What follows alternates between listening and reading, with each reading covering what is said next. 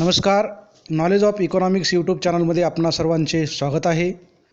या यूट्यूब चॅनलवर सातत्यानं आपण अर्थशास्त्राशी संबंधित नवनवीन व्हिडिओ घेऊन येत असतो. आज एक महत्त्वपूर्ण व्हिडिओ घेऊन आलेलो आहोत. तो म्हणजे डॉक्टर B.R. आंबेडकर यांचे आर्थिक विचार, म्हणजे डॉक्टर बाबासाहेब आंबेडकर यांचे आर्थिक विचार. डॉक्टर बाबासाहेब आंबेडकर हे भारतीय राज्यघटनेचे शिल्पकार म्हणून ओळखले जातात. भारतरत्न डॉक्टर बाबासाहेब आंबेडकर यांची ही ओळख सर्वश्रुत आहे, सर्वांनाच आहे. त्याचप्रमाणे नॉलेज ऑफ सिम्बॉल म्हणूनही डॉक्टर B.R. आंबेडकर ओळखले जातात. याशिवाय एक प्रकांड पंडित, नामवंत शिक्षणतज्ज्ञ, सव्यासाची पत्रकार, महान समाजसुधारक आणि दलितांचे कैवारी, तसेच एक महत्त्वपूर्ण त्यांची ओळख जी आहे ती म्हणजे अर्थशास्त्रज्ञ म्हणून असलेली ओळख, जी की अनेकांपर्यंत पोहोचलेली नाही. याच विषयावर आपण व्हिडिओ घेऊन आलेलो आहोत. मग आज या व्हिडिओमध्ये आपण काय पाहणार आहोत तर डॉक्टर B.R. आंबेडकर यांचे आर्थिक विचार. त्यांचं जरा जीवन परिचय पाहूयात. Doctor B.R. आंबेडकर यांचं पूर्ण नाव डॉक्टर भीमराव रामजी आंबेडकर. त्यांना भारतरत्न हा पुरस्कार प्राप्त झालेला आहे, म्हणून त्यांना भारतरत्न डॉक्टर भीमराव रामजी आंबेडकर या नावाने ओळखले जाते. त्यांचा जन्म 14 एप्रिल 1891 कोकणात झाला. 1907 ते मॅट्रिकची परीक्षा उत्तीर्ण झाले. त्यानंतर पुढील शिक्षण घेण्यासाठी ते एलिफिन्स्टन महाविद्यालयात त्यांनी प्रवेश घेतलेला आहे. BA पदवी घेतल्यानंतर काही काळ बडोदा संस्थानात त्यांनी काम केलेलं आहे. सयाजीराव गायकवाड महाराजांच्या पाठिंब्याने आणि सहकार्याने ते कोलंबिया विद्यापीठात उच्च शिक्षणासाठी गेले. तेथे MA पदवी त्यांनी प्राचीन भारताचा व्यापार हा प्रबंध सादर करून प्राप्त केली. काही काळ त्यांनी मुंबईच्या सिडनेहॅम महाविद्यालयात अर्थशास्त्राचे प्राध्यापक म्हणून कार्य केले. सन 1920 doctor B.R. Ambedkar London school of economics येथे अर्थशास्त्राचा अभ्यास करण्यासाठी गेले. त्या ठिकाणी त्यांनी MSc इकॉनॉमिक्स आणि DSc अशा सर्वोच्च पदव्या प्राप्त केल्या. प्राध्यापक सेलिंगमन हे त्यांचे मार्गदर्शक होते, जे की अर्थशास्त्रातले ख्यातनाम प्रसिद्ध तज्ज्ञ म्हणून ओळखले जातात. त्यानंतर त्यांनी इंग्लंडमध्ये शिक्षण घेण्यासाठी गेले. त्या ठिकाणी त्यांना डॉक्टर कॅनन या अर्थशास्त्रज्ञांचा सहवास व मार्गदर्शन लाभले. इंग्लंडमध्ये असताना डॉक्टर आंबेडकरांनी ब्रिटिश म्युझियम लायब्ररीमध्ये बसून अभ्यास केलेला आहे. लंडनमध्ये असताना डॉक्टर आंबेडकरांनी दी प्रॉब्लेम ऑफ रुपीज, रुपयाचा प्रश्न, हा एक अत्यंत महत्त्वपूर्ण असा असलेला ग्रंथ डॉक्टर कॅनन यांच्या मार्गदर्शनाखाली लिहिलेला आहे. कारण याच विषयावर त्यांनी संशोधनात्मक प्रबंध लिहिलेला आहे डॉक्टर कॅनन यांच्या मार्गदर्शनाखाली. एवढेच नव्हे तर आंबेडकरांनी इंग्लंडमध्ये राहून कायद्याचा अभ्यास केला आणि बॅरिस्टर ही पदवी प्राप्त केली. भारतात परतल्यावर त्यांनी मुंबईतील शासकीय विधी महाविद्यालयात काही काळ प्राध्यापक म्हणून तर काही काळ प्राचार्य म्हणूनही काम केल्याचे आपल्याला दिसून येते. शिक्षण संपल्याच्यानंतर डॉक्टर B.R. आंबेडकरांनी पुढील आयुष्य राजकारण आणि समाजकारणासाठी झोकून दिलेले आपल्याला दिसून येतं. त्यांनी राजकीय क्षेत्रात खूप मोठं योगदान दिल्याचं आपल्याला दिसून येतं. तसंच सामाजिक क्षेत्रातही त्यांनी महत्त्वाचं असं योगदान दिलेलं दिसून येतं. शैक्षणिक क्षेत्रातही त्यांचं योगदान महत्त्वाचं आहे. राजकीय, सामाजिक आणि शैक्षणिकच्या व्यतिरिक्त त्यांचं एका क्षेत्रामध्ये जे महत्त्वाचं योगदान आहे ते म्हणजे आर्थिक क्षेत्रामध्ये. कारण भारतीय अर्थशास्त्रज्ञामध्ये डॉक्टर B.R. आंबेडकर यांचं नाव आहे आणि एक वेगळ्या पद्धतीचे अर्थतज्ज्ञ म्हणून किंवा दीनदलितांचे उद्धारक करणारे अर्थशास्त्रज्ञ म्हणून त्यांची ओळख सर्वश्रुत आहे. आणि आपण या व्हिडिओमधून त्यांच्या आर्थिक विचाराचीच प्रासंगिकता आणि आर्थिक विचार कसे होते किंवा काय होते हे पाहणार आहोत. चला तर मग पाहूयात डॉक्टर B.R. आंबेडकर यांचे आर्थिक विचार. त्यांनी वेगवेगळ्या विषयावर मतं मांडलेली आहेत, ग्रंथ लिहिलेले आहेत. त्यामधूनच त्यांनी वेगवेगळ्या ठिकाणी भाषणं केलेली आहेत. त्यांनी सरकारमध्येही काम केलेलं आहे मंत्री म्हणून, आणि अशा सर्व पदावरून काम करत असताना सर्व ग्रंथामधून लिहिलेल्या विचारावरून आणि केलेल्या भाषणामधून त्यांचे आर्थिक विचार प्रकट होतात. त्यामध्ये त्यांचा पहिलाच आपण आर्थिक विचार पाहू, भारतीय रुपयाचा प्रश्न. डॉक्टर आंबेडकरांनी डॉक्टर ऑफ सायन्स पदवीसाठी रुपयाचा प्रश्न हा प्रबंध लिहिलेला आहे, तुम्हाला माहिती आहे. जो प्रबंध हा एक संशोधनात्मक जो डॉक्टर कॅनन यांच्या मार्गदर्शनाखाली त्यांनी लिहिलेला आहे. भारताचा रुपया आणि इंग्लंडचा पाऊंड यांच्या संबंधाचा महत्त्वपूर्ण प्रश्न या अभ्यासात समाविष्ट करण्यात आलेला आहे. रुपयाचा प्रश्न या ग्रंथामध्ये आंबेडकरांनी भारताच्या रुपयाची उत्क्रांतीची ऐतिहासिक मीमांसा सादर केलेली आहे. म्हणजे भारतीय रुपया कसा निर्माण झाला, कुठून कशा पद्धतीनं तो विकसित होत गेलेला आहे. यावेळी अर्थशास्त्रज्ञांमध्ये भारतीय रुपयाची जडणघडण ही सुवर्ण परिमाणात म्हणजेच गोल्ड स्टँडर्ड असावी की सुवर्ण विनिमय परिमाणात असावी, गोल्ड एक्सचेंज स्टँडर्ड याबाबत वाद निर्माण झाला होता. सामान्यपणे सुवर्ण परिमाणात सोन्याच्या नाण्यांचा देवाणघेवाणीसाठी वापर करण्यात येतो, तर सुवर्ण विनिमय परिमाणात अगदी चलनाचा वापर होतो. एवढेच नव्हे तर कागदी चलन देऊन सरकारकडून सोने विकत घेता येऊ शकते. या दोन परिमाणापैकी कोणते परिमाण भारतासाठी योग्य आहे याबाबत अर्थशास्त्रज्ञात वाद चालला होता. प्राध्यापक केन्स यांनी सुवर्ण विनिमय परिमाणाचा पुरस्कार केला. त्यांच्या मते सुवर्ण विनिमय परिमाण हे लवचिक असल्याने भविष्यकालीन अर्थव्यवस्थेसाठी उपयुक्त ठरेल. डॉक्टर आंबेडकरांनी केन्सच्या विचाराला विरोध केला. त्यांनी असा विचार मांडला की सुवर्ण विनिमय परिमाणात स्थैर्य राहू शकत नाही. या पद्धतीत लवचिकता हा गुणधर्म जरूर आहे, परंतु यात चलन निर्मितीवर कोणत्याही मर्यादा राहणार नाहीत. चलनात वाजवीपेक्षा जास्त वाढ झाली तर त्यामुळे भाववाढ होईल, परिणामी रुपयाची किंमत कमी होईल आणि त्यातून विनिमयाचे साधन म्हणून रुपयाचे स्थान अस्थिर होऊ शकेल, हे त्यांनी दाखवून दिले. आपले मत कसे योग्य आहे हे दाखवून देण्यासाठी डॉक्टर B.R. आंबेडकरांनी काही ऐतिहासिक पुरावे दिल्याचे आपल्याला दिसून येतं. या ऐतिहासिक पुराव्याद्वारे त्यांनी हे स्पष्ट केले की सुवर्ण परिमाणामध्ये भारतातील वस्तूंच्या किमती कशा स्थिर होत्या, या उलट सुवर्ण विनिमय परिमाणात स्वीकारल्यानंतर किमती कशा वाढल्या याचे उदाहरणासह विवेचन आणि स्पष्टीकरण त्यांनी केल्याचे आपल्याला दिसून येते.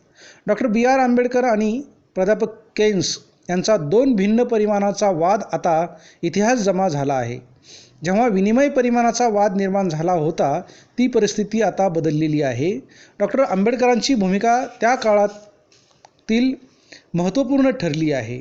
त्यांचा आग्रह असा होता की चलन निर्माण करणाऱ्या संस्थेवर कंट्रोल आवश्यक आहे, नाहीतर ही संस्था वाटेल तेवढा चलनाचा पुरवठा करेल. चलन पुरवठा वाढला की भाववाढ अटळ आहे. भाववाढ मोठ्या प्रमाणात झाली की आर्थिक स्थैर्य धोक्यात येईल. आजच्या काळातील चलन निर्मिती मोठ्या प्रमाणात होत आहे. चलनवाढीचा परिणाम म्हणून भाववाढ मोठ्या प्रमाणावर होत आहे.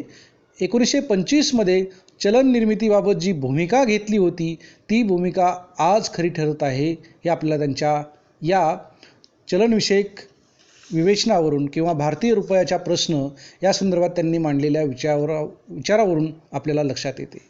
म्हणजे चलन निर्मितीचा दर कमी ठेवणं गरजेचं आहे, कारण तो जर वाढला तर तो भाववाढ वाढवल्याशिवाय राहत नाही. हे आजच्या धोरणकर्त्यांनी विचारात घेण्याचा हा महत्त्वाचा त्यांचा आर्थिक विचार आहे. यानंतर आपण डॉक्टर B.R. आंबेडकर यांचा राजस्वासंबंधीचा विचार पाहूया. भारतातील राजस्वासंबंधीचा विचार. डॉक्टर आंबेडकरांनी त्यांच्या PhD लिहिलेला प्रबंध त्यांच्या राजस्वाविषयक अर्थशास्त्रीय कामगिरीचा उत्कृष्ट नमुना आहे.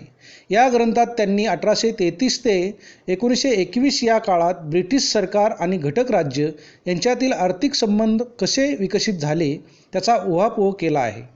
1833 ते 1921 या काळात राजस्वाचे संपूर्ण केंद्रीकरण झाले होते. कायद्याने राज्य केंद्र सरकारचे कार्यकारी शासन मात्र घटक राज्यांचे असे सर्वसाधारण स्वरूप होते. डॉक्टर आंबेडकरांनी या व्यवस्थेतील दोष दाखवून दिले आहेत. या व्यवस्थेत खर्चाचा अर्थसंकल्प करण्याचा अधिकार घटक राज्यांच्या आणि त्यासाठी लागणारा पैसा उभारण्याची जबाबदारी मात्र केंद्र सरकारची.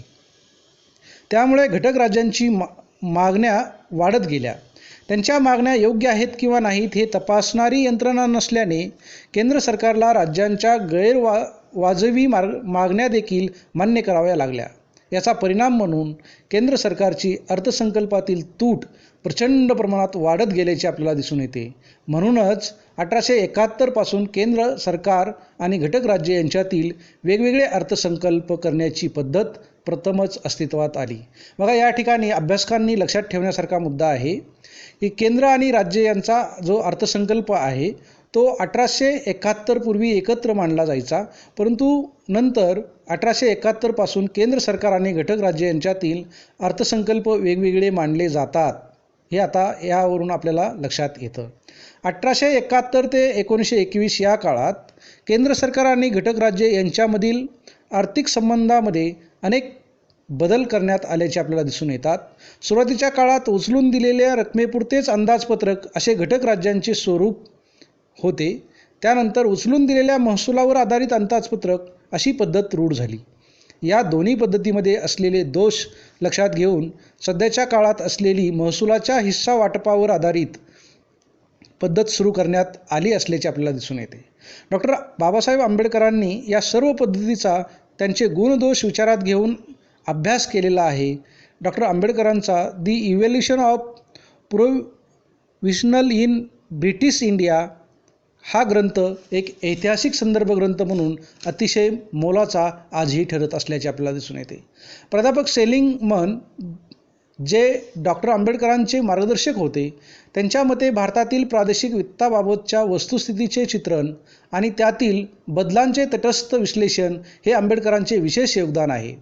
यातील अशा ज्या प्रमुख बाबी आहेत त्या बाबी राजस्वासंबंधीच्या विचारामध्ये डॉक्टर B.R. आंबेडकर यांनी सांगितलेल्या आहेत. यावरून आपल्याला त्यांच्या या राजस्वासंबंधीच्या विचाराची महत्त्वपूर्णता लक्षात येते. यानंतर आपण महत्त्वाच्या एका विचाराकडे जाऊयात, भारतीय शेतीसंबंधीचे विचार.